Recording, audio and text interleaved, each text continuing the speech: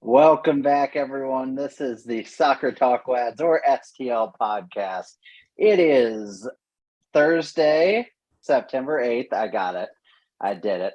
And we are here, all three of us united once again on this, I was going to say wonderful day. It's a somber day in some regions of the world with the Queen passing away earlier. So, our condolences to Prince Charles, who now has to be king. Wouldn't it be weird if your mother died and that meant you got like the biggest promotion of your life?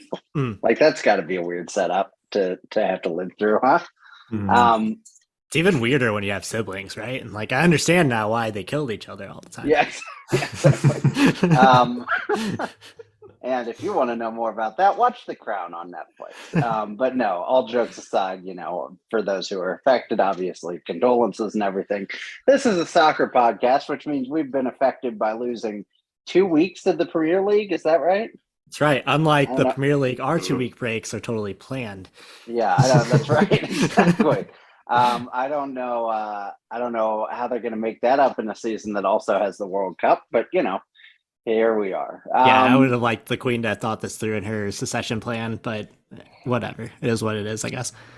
Yeah, it's she was really careless. Her final act was to delay Graham Potter's debut by 2 weeks. So I'm Stephen Brown, the guy who just talked, Justin Horniker, and the guy who won't talk hardly at all, Ian Peters. Ian, how are you doing today?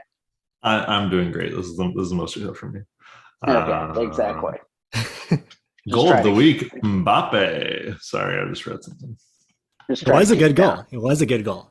Just try to keep it down over there. Yeah. Before we dive into the Premier League that is and is not, we had some Champions League action this week. It always seems to start earlier and earlier. And to quarterback us through the best that Europe has to offer, and to be fair, a lot of the middle of what Europe has to offer, we have Justin Horniker. Justin, take it away. The best of like countries you've never heard of have to offer too. Yeah, it's just a good time all around. I love the Champions League. I want that to be out in the open. So kicks off with Group A, of course. Steven, Group A, Ajax and Napoli are top after day one. Do you have any specific thoughts on the Napoli team that may or may not be in a team that you care about? I do not have any thoughts. I have not thought about it at all. Liverpool is dead. The Queen sacrificed herself to give them the mental break that they need to regain form and dominate the rest of the season. That's good. I was thinking about this. A well-known Liverpool supporter, Queen Elizabeth. I mean, she can't come out and say it, because of impartiality, but everybody knew.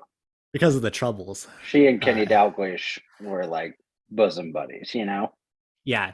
Steven, what would it take? What would be the most disastrous result? Say, because in this little bit of foreshadowing and what we'll get to later in the pod, but of course, Chelsea lose, Tuchel is instantly sacked. What would it take? What the result would have to happen for like Klopp to just be like fired out the window on the way home? I don't think it's possible. I really think, he would have to lose like 20 games in a row, I think, for that to even be the conversation at this point. Yeah, I don't think with how they like to spend money that they would like to pay two coaches at the same time. Yeah, that's another problem on top of everything else. So, of course, that's Group A. Ajax beat Celtic. Or no, they beat Rangers, the other Scottish team. Napoli beat Liverpool. I'm sure no one will get angry about me mixing them up. I'm sure. No, they're the same.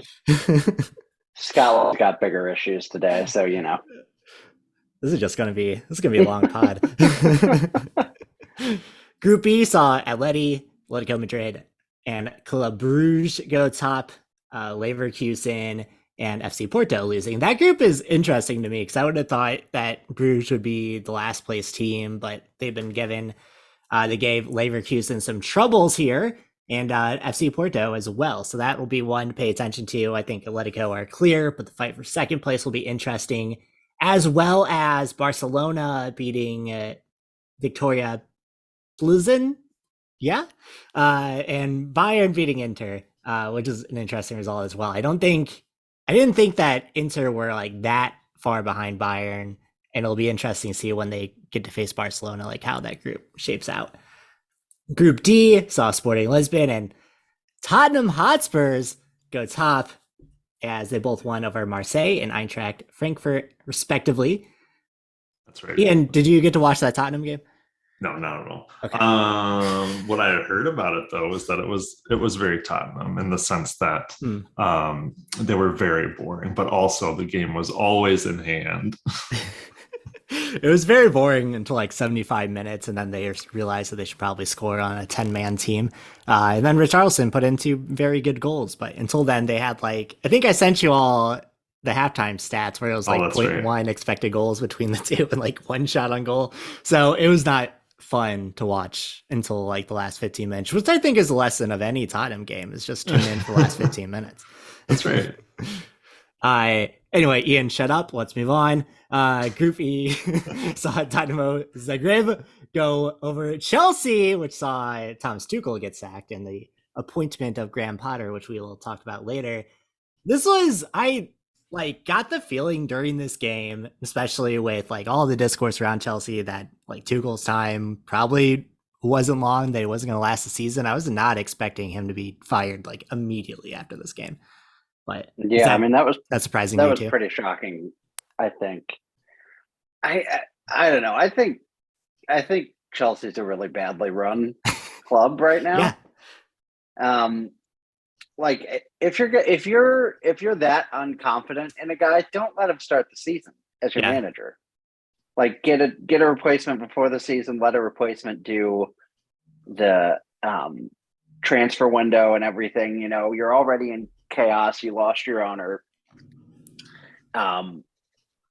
You've got so much talent and you're not using it correctly. Like, Graham Potter was out there. It's not like he's new, or it's not like, Brighton's performance early this season suddenly made Graham Potter seem like a good manager. Like, he's that's always not been news, you know?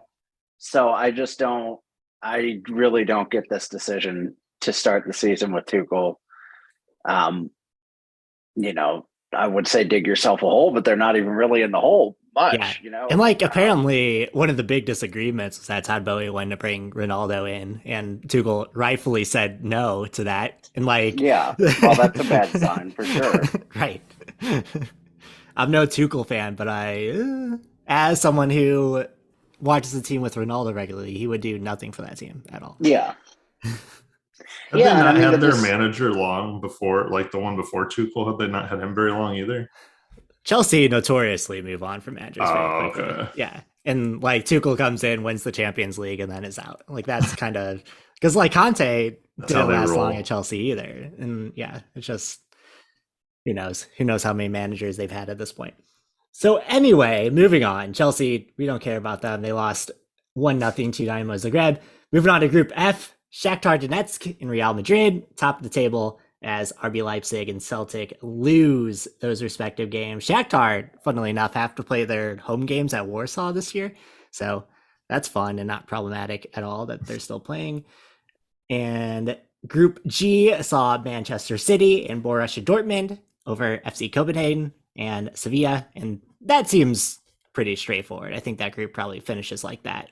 And then one of the most interesting groups is Benfica and Paris Saint-Germain 1-2 as Juventus and Maccabi Haifa both lost. But like Ian pointed out earlier, this PSG game included a couple amazing goals from Kylian Mbappe, which is just a joy to watch every time you can. Which is why I like the Champions League. I don't get a lot of opportunities to watch PSG since they're hard to find. I just wish Kylian Mbappe would get talked about more, Yeah, like he's really slept on. That's right. Why can't they separate him from that league? Why can't they bring him to a real league? Yeah, a real league that I can watch without having to buy another subscription service. Yeah, that'd be great. Did you know that Richarlison called the Premier League day, quote, one of the best days of his life? When he scored? Yeah. Do you think that's because he's only played for Everton and therefore never been in the Premier League or in the Champions League? That's probably what it is. I think his dad was there too. Like he got to celebrate with his dad, which is kind of awesome. And like Richarlison is my favorite heel in the Premier League. Mm-hmm. So I was happy to see it. Real Randy Orton vibes. Yeah, for sure. Just a professional. It's actually a perfect Randy Orton because he's a professional, and he'll kind of disappear and sneak up on you for long periods of the time, and then from out of nowhere he'll hit, his 12 goals a season, and you never can expect him, and you can't count on them, but they'll hit. And when they hit, they're dead. Try with some KO. Yeah. Likes to take a shirt off. RKO, exactly. Yeah, exactly. Loves to take a shirt off, etc., etc. From went to like Hazelwood West. That's right. As all great athletes always have. Famously from. Yeah. I remember that. They just don't ask him where he went to high school. They don't do that enough over in the UK. My grandparents bought a car from his dad at some point, I'm sure. He's almost related to the Fuses. Well, that's enough for the Champions League. Stephen, Ian, do you have any more comments, any more concerns before we move on? No, I mean, I think Liverpool will not win a game. I think they're screwed. I don't see how they could possibly overcome any of this competition. They're doomed, and my life is over. But other than that, I think it's been pretty good. Sunny days ahead. Yeah, that's right. It's also interesting because Ajax, like in that group, Ajax sold off like all of their starting 11 and lost their manager, and are still like doing the same thing they always do. Happy days weird. Are here again. And that's all I need to hear. I'll just have that song ringing in my head for the rest of the episode. You see Steven just like looking off to the side. His brains leak out of his ear. Let's talk about the Premier League that we no longer have. They got one look at the Arsenal, Man City, and Tottenham being the top of the table, and they canceled the whole thing. They decided Brighton being fourth was a bridge too far. That's right. That's why they stole their manager and killed their queen in the same day. Heartless. How do we feel about Arsenal being top of the table? Like, I don't want to say they're for real. I mean, they're definitely for real in teams in terms of they're pretty good, looks like. Yeah. But like, are they for real in terms of being a title contender? I don't think so. I think pointing to the Man United game would prove that. It's like, I think they're good for sure. And like the United Arsenal game could have went in Arsenal's favor very much, but they got definitely exposed with their counterattack in that they had like everyone in Manchester United's half at one point. So they just had to like make one pass forward and were in on goal for that. I think it was the third goal. And they're very exploitable still. So like, I think they've definitely taken a step and like are a Champions League team. I think they're in that top four, but a bit of a misnomer being number one, if you ask me. Yeah. Yeah, I mean, I think that's fair. I think they are definitely better than I expected them to be, and good for them. They also didn't really play anyone through those first 5 games, which when I was writing my preview, I didn't really realize how kind of easy-ish those first 5 games were. So it'll be interesting from here on for out. Sure. But I think Gabriel Jesus has been huge for them. I just still can't believe he just like left. He just him and Zinchenko have both been like phenomenal, and they just were able to walk away. It's interesting when you make big money signings and they actually just work out immediately. It's actually the one thing that you're missing, it turns out. Hasn't been happening other places that I care about and follow soccer. And then an unrelated note, let's talk about Liverpool drawing nothing at Everton. I don't get, like, this is truly a thing that I want your help understanding, both of you, because these rivalry matches, and this isn't just the Merseyside derby, it's all over soccer. Like, there can be rivalries between a really good team and a super bad team. I think we all agree Everton is super bad.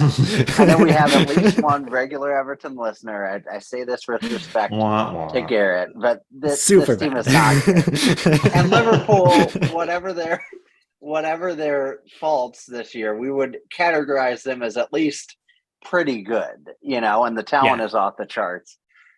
And yet these rivalry games just somehow are always low scoring and close. And I don't understand what the magic is that makes Liverpool just not wipe the floor with Everton. Like, I think it's just all of this mental game of like, this is the derby. So.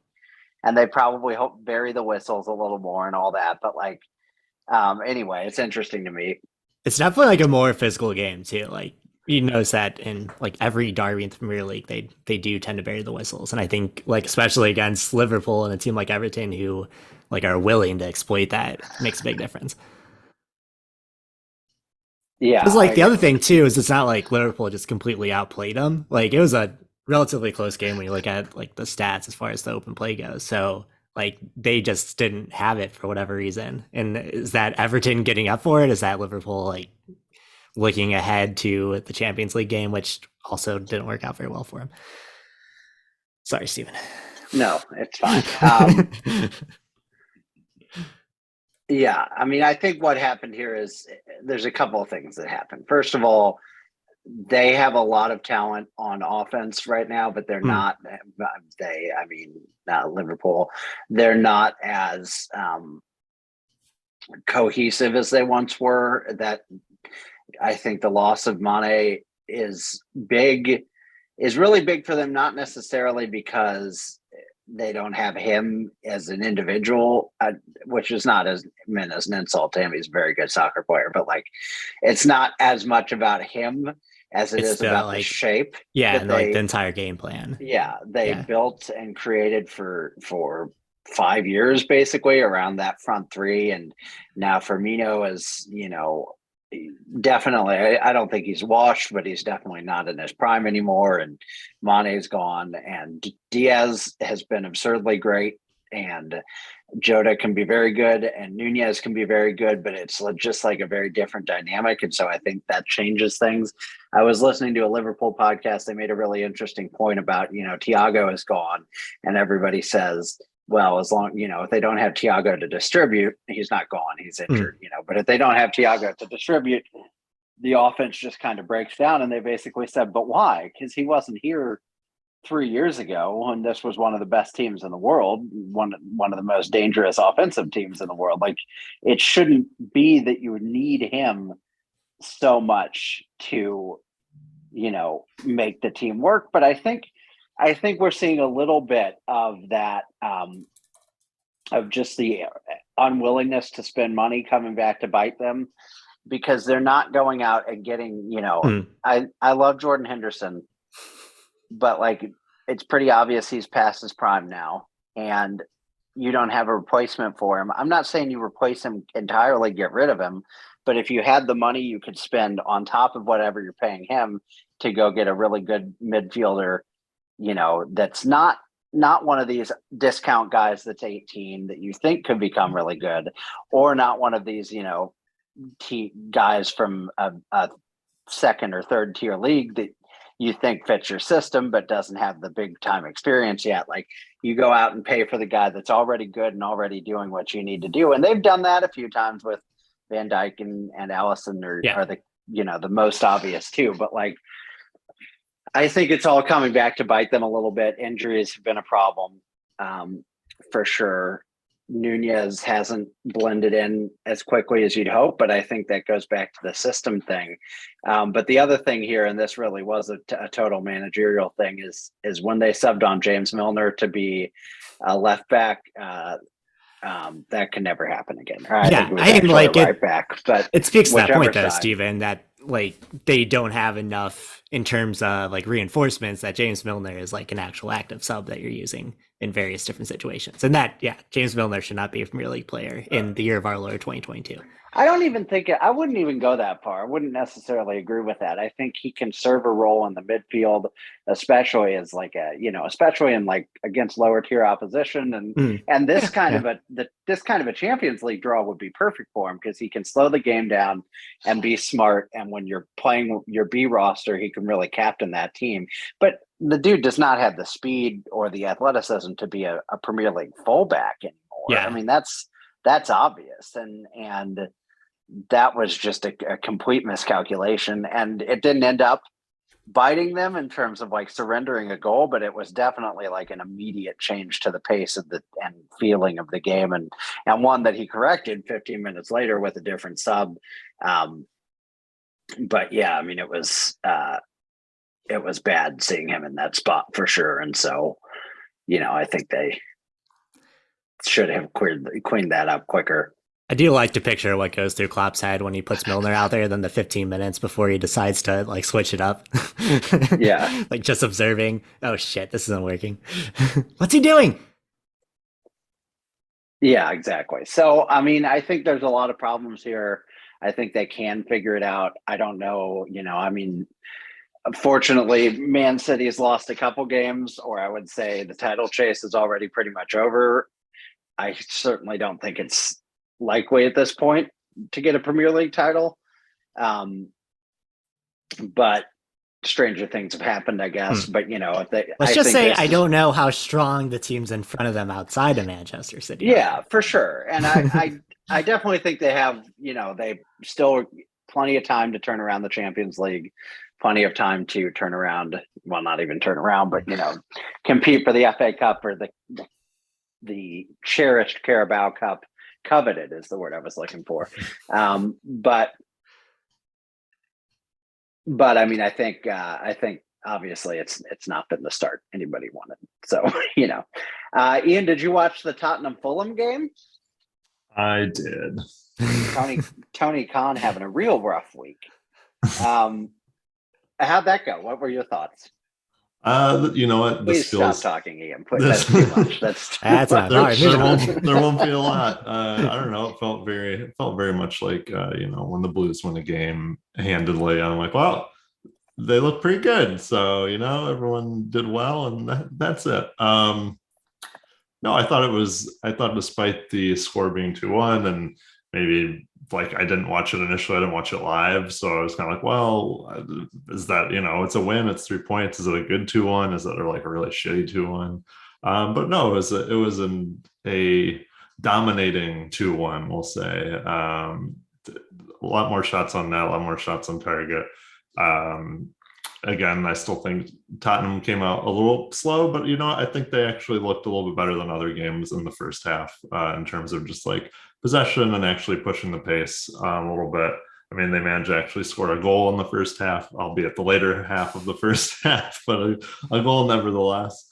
In the first 40 minutes, that's unheard of. I know. And I was like, and even after allowing the tying goal, like within, or it was 6-7 minutes, they had a goal from Richarlison to make it 2-1, and that was pretty much over from there. Yeah, I mean, even when the tying goal went in, I gotta say I didn't actually, I guess I obviously knew that it was going to be 2-1, but like I didn't think that the team looked like they were faltering at all, or on their back foot or anything like that. So it was a convincing win for me. Goal from Alexander Mitrovic, who has just been on fire and like Fulham's only scoring chance this year too. And see, there you go. So what are you supposed to do? You're supposed to stop that guy is on fire. He's on fire. Give him his goal. They're just being kind. It's interesting because they've played Fulham, who seems to be like an all right team. They drew with West Ham, who is not looking all that great. Which wasn't a great draw. I worried. I don't know enough about some of these players. I worried about their like back three defenders. There was a lot of like weird shit going on in that game that I didn't quite understand. But things where I didn't understand when they went. Usually, you don't want to describe your back three defenders as doing some weird shit. I didn't understand it, and then it would turn out poorly, and I was like, "Oh, I get it. I don't understand it like everyone else. Like it's nice to be in on it. Like this isn't how it's supposed to work." Right. And I mean, then they beat Nottingham Forest like the week before, and Nottingham being like bottom three in the standings. Like, so it's good. They're 4 wins, 2 draws. They haven't, quote unquote, lost yet. But I'm also like, they haven't really played any like big teams yet. And if the Queen had just held on for a couple more weeks, we would have seen the next 3 games were like against Man City, and then Leicester, and then Arsenal. And as we've all agreed, that was going to be a win-loss win. But it would have at least been something different, and it would have been a Tottenham playing these stronger teams, and we'll see what happens if they, with these delays, if that just helps them, hurts them, whatever. But I was kind of looking forward to seeing them play like some top flight teams and see what they looked like against them, because it seems like they can handle themselves against the bottom half, which is good. You can't take that for granted. You can't take that for granted. Those are the ones you got to win. But I was interested to see them play. Some better teams. So we'll see. You take the 3 points. No goals from Son yet. It's that's okay, right? He's one of those guys that I'm sure when he scores in bunches. He's distributing. Yeah. Yeah. Listen, they can only score 1 to 2 goals a game. There's no room for him to score. It just can't be allowed. What I didn't like about this game was that I thought I was starting to understand, or I was starting to learn the names of everyone on this team. And then they subbed in at the beginning of the game, or they started at the beginning of the game, like 3 or 4 different humans. And I was like, shit. I don't know Bentancur. I don't know Sessegnon. I don't know. Oh God, that is Langlet. I don't even know. That's probably not even how you pronounce it. And I was like, oh man, I thought I knew all these guys. You got to put back in Davies and Kulusevski and that's Perisic. The problem, Ian. When we start getting into Europe, all of a sudden you start dredging out your James Milners and your Ivan Perisic's of the world. Oh yeah, I guess that makes sense. Oh, okay, so that's interesting. So is this a whole strategy then? You're like, okay, look, you're not playing these games because we need you for. Yeah, like if you have a game in the midweek, you might rotate a little bit heading into it. That makes sense. No learning. You're getting it. So interesting. It still kind of blows my mind sometimes, like that these all happen at the same time. Because I'm like, imagine the Cardinals were like, we're in a hunt for the playoffs, but also we got to go play Japan tomorrow. So in the meantime, we're gonna rest our players. Yeah. Interesting. What are your thoughts on Antonio Conte having to shake Thomas Tuchel's hand and the fallout of Thomas Tuchel being fired? Do you think that was just? I think it's an immediate A to B relationship. Yeah. Cause and effect. I think Conte got him fired. I think if Conte would have been, if Tuchel would have been, gracious and just taking the handshake, there was no need for eye contact. You don't always got to look people dead in the eye. I don't. I rarely look people. Frankly, in the eye. I hate it having to look people in the eye. If we're being honest here. I've been told by multiple people through my life that they thought I hated them, and it's because I can't look people in the eye, and they're like, they don't seem to like me. No, I start feeling very awkward if I had to make more than like 3 seconds of eye contact. It's too much, and Tuchel, he's got to know that. You got to know that about people. Some people are just different that way, and he doesn't respect that, and so he shouldn't be a coach in the Premier League, and he should be booted out. And it was just desserts. I'm good that we could get to the bottom of that on this podcast. That's right. Speaking of things to get to the Conte bottom for king. Could you imagine? That's right. Italy is just all of Europe now. Manchester United, are they good? What's the story there? I think they're good. I think they're starting to turn the corner. If anything, this 2-week absence will probably do them a little bit of good to get some more time in with Aaron Ten Hag to put a system into place. Yeah, I thought this was a good game, and especially what happened to the first 9 Hogs? We don't talk about them. We don't talk about wanted to know. Okay, that's fair. I just had to ask. I'm sorry. I'm a little bit upset that you brought it up. Question had to be asked.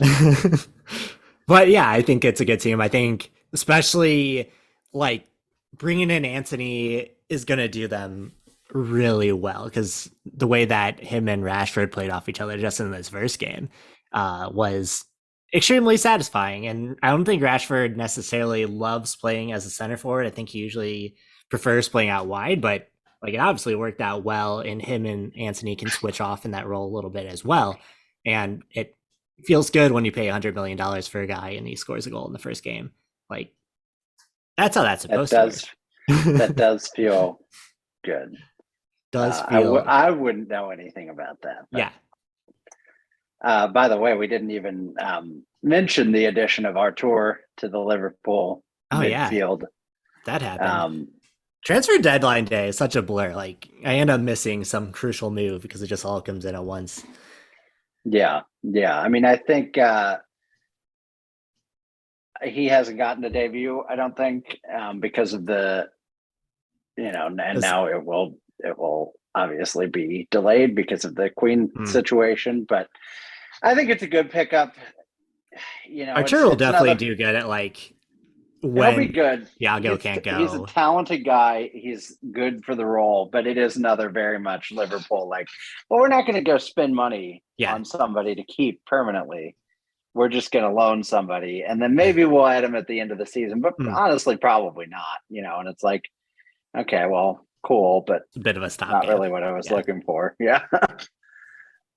But yeah, I mean, I think he'll do well here, and I'm generally excited. I can't speak, but But yeah, talking to the United Arsenal game, United ended up winning 3-1 and like actually won the XG battle, which I was curious about because I thought Arsenal actually looked pretty good, especially through the first 30 minutes, the first half, and then even in the second half at times when they were pushing for a goal, they just pushed men a little bit too high. And then it just led to like a nice, easy Marcus Rashford goal. Marcus Rashford brace here today, which you love to see. That guy scoring again. That would be really good for United. Bruno Fernandes and Christian Eriksen have like a great little partnership developing in the midfield, which is really fun. And then Jadon Sancho seems like he's playing as himself under Ten Hag also. So it's a fun time, and it's actually nice to see like positivity, even though McTominay is somehow starting over Casemiro. It's still good. I enjoy. Is that not how you pick the team? Ideally, that's not how I would write it up, but Erik Ten Hag knows more than I do, so I'll trust him. Yeah, I guess so. If you're into that. Man City did draw with Aston Villa 1-1, so they're keeping the league interesting. Thanks for doing your part. Graham Potter, we already alluded to, is the new manager at Chelsea. The question here you asked, will Graham Potter be better for Chelsea? I'll get your answer in just a minute, Justin, but I want to leap in with my hot take of no, he will not. And it's not anything to do with him, really. I think he's a really good manager. But I think Chelsea has the problem that Man United had until recently. They have talent, but no identity, no identity at all. And I don't think Graham Potter can just magically give them the identity because he hasn't built the roster. I mean, I don't want to always make the Klopp comparison because I'm tired and people are tired of hearing it. But like he in a way got lucky because he came into a Liverpool team that was very mediocre, and like everybody knew it was mediocre, and nobody was like, oh, this team has to succeed right away. Yeah, they brought him in for the project. They wanted him to come in and build a team in his identity. Graham Potter's not going to have that luxury. I mean, he's expected to turn around and compete for a title in the Champions League right now. But this is a team that still has, Sterling, Havertz, and Aubameyang all on attack. You can't give spaces to all those guys. Yeah, they're not. Christian Pulisic still fighting for space. You've got midfield, and some of these guys you could say are on attack too. But like just looking at their depth chart, you've got Mount and Jorginho, and Conte is hurt, but he's there. Kovacic, Pulisic, all of those guys, plus more that are fine, but those are kind of your headline guys that are also in the midfield. That's 8 names for like 5, 6 spots. That's more than just like a rotational problem. It's like you cannot make you literally cannot fit all these players into your game plan. And it's not even. Those aren't like cohesive, interchangeable parts either. It's not like Christian Pulisic doesn't do the same things really well that Mason Mount does really well. And that was the example I was going to use. Formation. Yeah. It's like they're completely different players just because they're young superstars, potential superstars, doesn't mean that they're at all similar. And you can't just fit them together like, interchangeable pieces. It's not like an assembly line process. It's like it's just a mess. And I don't think you could bring in, think you could bring in Sir Alex Ferguson and have him just fix it, because it's just not, that's just not how it works. When you look at what like Christian Pulisic from like an American standpoint, when you look at what he's good at, which is like being kind of a fast paced player playing on a fast break, like style of offense, to say like what the US is, it's very up and down verticality, as we like to say. And like Tuchel's system was not that. It was very much like slow down the ball, control possession, make sure you're steady at the back.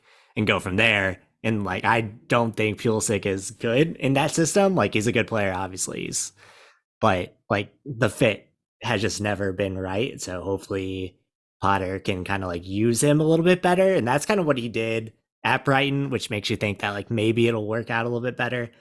That he like has more willingness to kind of adjust his tactics around his team, because at Brighton you didn't really have a choice because they couldn't spend a ton of money. So like that part is a little bit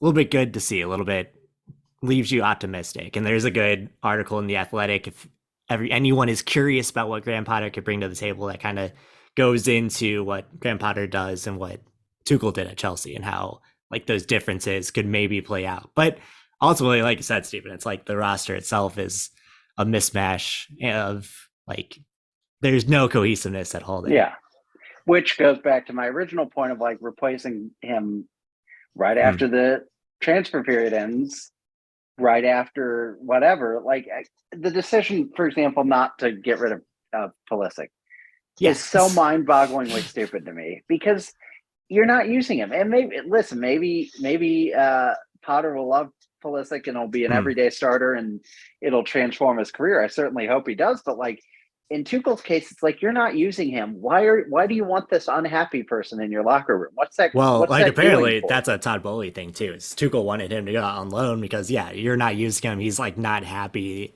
It's not good for you to like keep him around, right? So like have him go out alone, have him get playing time and experience so that if you ever do need him, he's sharp and at least developing as a player, because he's not a finished player yet, because he's still like, we forget how young Christian Pulisic still is as like a world-class player. Yeah. But like that's a situation where I don't understand the logic there, and maybe it's just a marketing. They want the young American superstar. Like it seems like there is no logic outside of we can use him to market to the States. Which is like great, but if he's never on the field, then that's not going to work. You know, if he's angry and the entire American fan base is angry that he's there, like that's not necessarily helping your marketing cause. Yeah, exactly. So I didn't mean to derail any thoughts you had. Do you have any more you want to say there, or Ian? Do you have any thoughts? Harry Potter's dad is not going to be able to save this team. No, like I do find it interesting whenever these. Like it feels a lot like, and I hate to say this, but it feels a lot like David Moyes going to Manchester United after Alex Ferguson, where it's like he just has no chance and it's going to like ruin him. Like I'm worried for Graham Potter that it's just going to ruin him for like, it's going to take him 5 years coaching in Spain to get his mojo back. That's what I'm worried about. Yeah, I agree. I mean, I totally agree with you. I just, yeah, I don't know. It's a weird situation. Chelsea's a really badly run club. You know what else is a weird situation? What's that? Diego Costa signing with Wolves all of a sudden. That's a weird situation. Is very weird. For sure. I mean, good for him. I was like, do you have more to say about that? No, I just thought it was very strange. I wanted to bring that out, put that out there in the ether of it. It's an interesting match, let's just say. It is an interesting match, you know. But someone who I hadn't thought about in a long time. That is also cool for Wolves, I suppose. Yeah, because he's been a good player. At the very least, he's a marketable player and all that. Is familiar with the Premier League at least. Yeah, but it definitely is out of nowhere. And it's out of strange. Ian, what's your best Diego Costa memory? Oh man. Let's try this. Ian, what former Premier League team did Diego Costa once play for? Oh no. Has it been talked about already? No, but he was there. We talked about this team in depth recently. And he was there for 5 years. Nothing. You got nothing on Diego Costa. That's like former Chelsea player. Player. What about in January 2015, when following two stamp incidents involving Costa and Liverpool players, for which Costa received a 3-match ban by the FA, Liverpool manager Brendan Rodgers stated that he thought Costa had fouled his players when he, quote, easily could have hurdled over the player, and, quote, there's no need to do it. Costa described his style of play as strong but noble and refuted allegations that he deliberately aims to injure opponents. Strong but Any thoughts on noble. that? Any thoughts on Atletico Madrid's Diego Costa handed 8-match ban for insulting referee? According to The Guardian, he used a Spanish phrase that referred to defecating on his prostitute mother, and that is what got him an 8-match ban. What a stand-up guy. What a guy. That's classic. That's fantastic. So, Diego Costa comes no baggage. Great guy. Yeah, no, solid addition, I would say. Anything else to cover overseas before we move into MLS? I don't believe so, Stephen. As we've said many times, the Premier League will be on 2-week hiatus, so could be 3 weeks before you hear from us again. I don't know. We still have Champions League and MLS. Champions League. We can talk about something. How Weston McKennie is playing. Have we talked on here about the fact that they are playing the first game in our stadium? I don't think we have. I think that broke. No, I think that did break after our last podcast. Yes. That's really exciting. I mean, goes without saying. That's pretty obvious that it's exciting, but it is still exciting. Yeah. So STL City will play Sporting KC 2 at home at Centene Stadium for some select season ticket holders. Yeah. Is your dad going to be one of them? They're going to have a raffle. There's 4 of them. They only get to use 2 tickets, so they're going to have to make some tough decisions here. Well, tell me your thoughts on that moment. Both of you, tell me your thoughts on the stadium opening. Like, I might cry, honestly. Like, I'm just like, I was thinking about this when it happened, that like the amount of times that me and my dad had that conversation, like going to soccer games, of like how excited we are to eventually see a top tier team in St. Louis, and the fact that it's like finally here, we finally have our own stadium. I might cry. It's very possible. Yeah, no judgment. It's a big moment. Having seen that stadium like be constructed over the last that's too much. That's you gotta stop. The last year and a half, 2 years. I mean, it's pretty incredible. Driving by that all the time, going to Blues games and stuff, and like they've done a lot with that whole area, and I think it'll be very surreal. At whatever point you get to be inside that stadium and see an actual game played. I think it's gonna be great. I think it's cool that they're opening it up for their secondary team though, because like they've already been playing. They've put a lot of time and effort. Like give them the reward of like being able to play in this like brand new arena would be really cool. And as you say, that whole area, of course, you mean the western part of downtown, right? Yes, downtown west. Yeah. It's called, Steven. The western part, the western neighborhoods of downtown. Steven's never going to be able to find the stadium because he's going to be asking for that stadium, in West downtown, and they're like, I don't know what you're talking about, sir. I think we refer to the area as just east of St. Louis County, if I remember correctly. If you hail one of the 2 taxis in the city and you ask for downtown west, they'll know where you're going. I know. The Cybergs? You're going to Cybergs? No, I'm going to the stadium. Oh, yeah, that's right. I know exactly. Oh, of course. That's right next to Cybergs.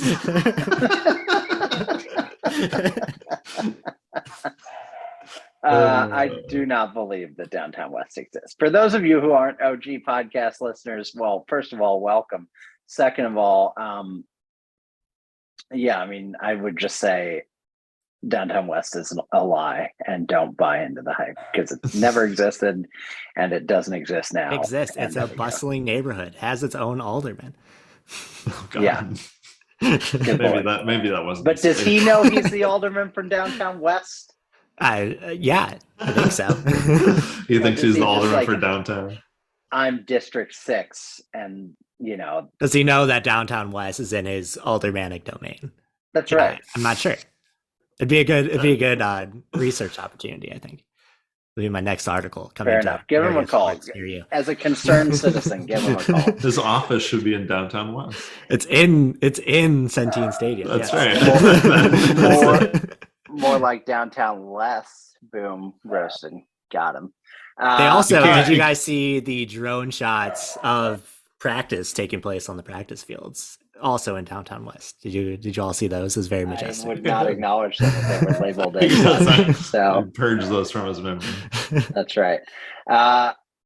places that are not downtown West include Philadelphia, a team that is now leading MLS's Eastern Division, coming off 4 wins in a row. They righted the ship. They were in the middle of the pack for a while there, were they not? Am I They making were, that yeah. up? And they've always been like, in that we mix always knew of, they were good, but yeah, in that mix of like the top 3 teams, but had never really like pulled away. But now they're like, if you look at goal differential, they're like head and shoulders is the phrase I was looking for. Head and shoulders above all the rest head of the and shoulders and knees and Knees and toes. toes, Yeah, we have a decided 2-team top strata of MLS. And then behind that, we kind of have a 2-team second tier. Philadelphia Union and LAFC have 60 points apiece. They're fighting for the Community Shield.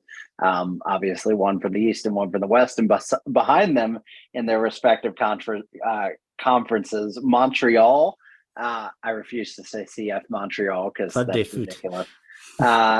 Has 52 points, and Austin FC, congratulations, all right, have 51 points.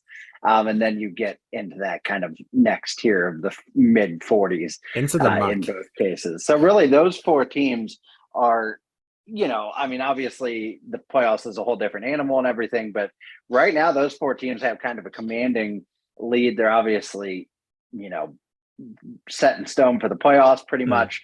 What do you make about those 4 teams? Are they all real contenders? Where are you at with that, Justin? Yeah, I think so.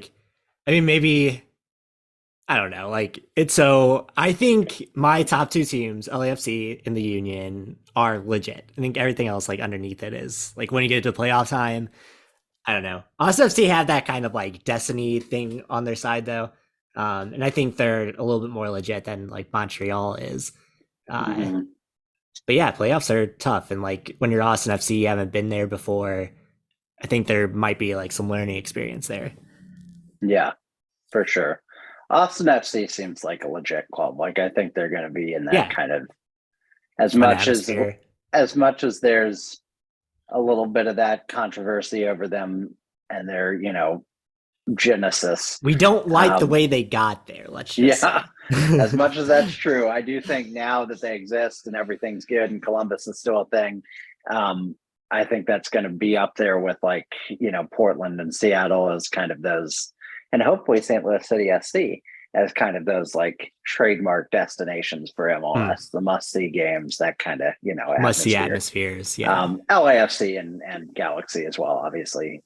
There are a lot of good atmospheres, but I think they'll be near the top. So good for them. Behind those teams right now in the East, we have the Red Bulls, New York SC, last year's champions, at 4th place with 46 points. Orlando City, 42 points. Columbus Crew, 40 points. And FC Cincinnati still clinging to a playoff spot by 1 point. Holding on for dear life. Chased by New England Revolution and Inter Miami. FC Cincinnati has not lost any of their last 5, but they have drawn 4 of the 5 of them. Justin, do they hold on to a playoff spot? Oh man, I want to say no so bad, but I think that all those teams behind them, for the most part, I think the Revolution being back 1 point, I think that's a better team. Inter Miami, they're probably where they need to be, and then Toronto is surging late, but they lost to Montreal the other day, which was not good for them. I wonder if they can outpace New England and Toronto. Toronto is a much better team, as we've talked about time and time again with how their transfer situation worked out, but they're running out of time. And that's going to be interesting to see if they'll be able to catch a much worse Cincinnati team. Yeah, it'll be interesting. And ultimately 7th place in the East, that's probably not going to be a good team regardless. Right. It's not, they're not exactly Real Madrid over here. But I think they don't hold on. I will go out and say I don't think they hold it. I think they will lose it out to probably the Revolution. Yeah, for my sanity, I would like to make the playoffs as St. Louis before Cincinnati does. I think that would be nice. That would taste real good to me. 3-year, 4-year head start. 4-year, I guess, yeah. Almost 5 years by that time. Behind LAFC and Austin in the West are FC Dallas. Texas rivalry going strong. Nashville SC, disgusting. Minnesota United, real boring center of the pack there. Real Salt Lake and Portland Timbers are in 6th and 7th, tied with 42 points, and 3 points behind them, looking on the outside looking in right now and looking like a long shot, the LA Galaxy with 39 points, and then 3 points farther behind them, Seattle Sounders, who have lost 3 of their last 5. Going to be probably looking like a playoffs without either the Galaxy or the Sounders. What do you make of that? It's interesting because like the Galaxy are kind of in that situation that Toronto is. Like they made some really good midseason acquisitions, but like had such a bad start that they're like so far behind the 8 ball now. And then Seattle just like hasn't been able to really get rolling this year. So I think they're done. So the question is like, can the Galaxy then catch up? And like Ricky Puig has been like so phenomenal since coming over that it's like really cool to see. Yeah. What do you think? Do you think they make it? I think so. Like I, for like selfish reasons, just want to see good soccer. So I want to see the better teams make the playoffs. So that's why I'll be like, of course. But yeah, I don't know. Like I don't have a lot of faith in this Real Salt Lake team, you know? Yeah, I agree. I get that. Ian, what's your favorite LA Galaxy memory? Is it Kobe Jones? Because that's mine. Oh, yeah. I think I remember him from Backyard Soccer. That's what I'm talking about. Exactly. He was, my favorite player for a long time because he's the only like actual U.S. player that you could play. Right. That's exactly right. Also, he was on the back of like FIFA 98, I think. Like they had a US version. I remember his picture being on the back of it. That's my there we go. Anyway, I cut you off, Steven. I'm sorry. No, you're good. I was just gonna say we haven't talked about the bottom of the barrel. Oof. I don't think we really need to. DC United bringing up the rear of the entire league. We've got Houston Dynamo also really bad. Earthquakes. Sporting KC struggling. Charlotte and Chicago struggling, etc. Hottest teams in the league right now: Nashville are on a 4-game heater, Philadelphia are on a 4-game heater, Montreal 4 of their last 5, Orlando City on a 4-game heater.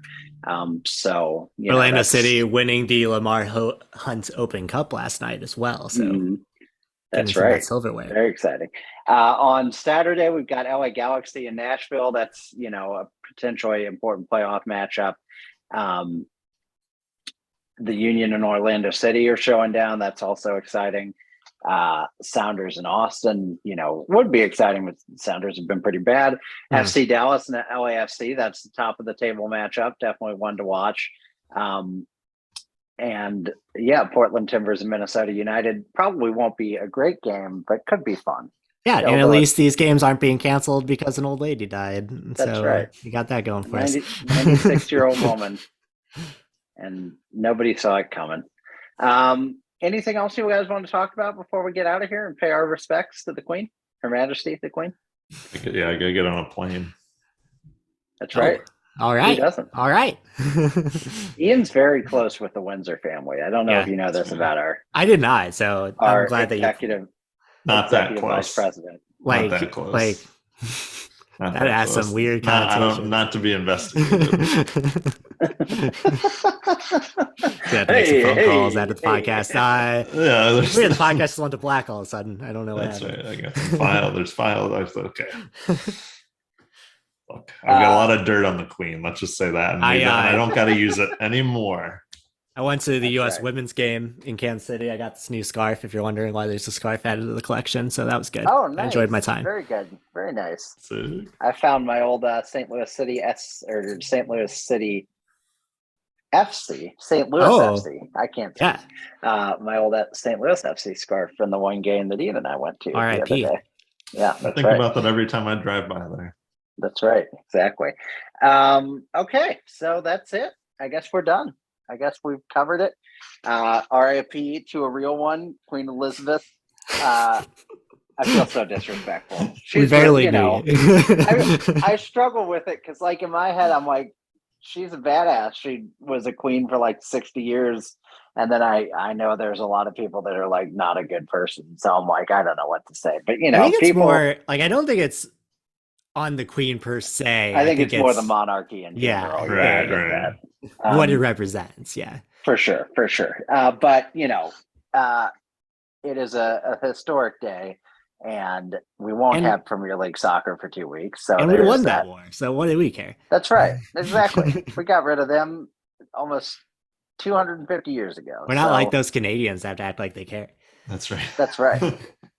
Oh, stupid Canada. Stupid Canada. If we can't unite around the Queen, at least we can unite on hating Canada. So with that said, thanks everybody for listening. We will be back in probably 2 weeks, maybe 3. So we have Premier League action. Who knows? Happy whatever day this is that isn't the sad. I'm sure it's a holiday of some kind. If it's a holiday and you're celebrating it, enjoy that. I was gonna say happy Labor Day, and then we were way after the point. So happy belated Labor Day.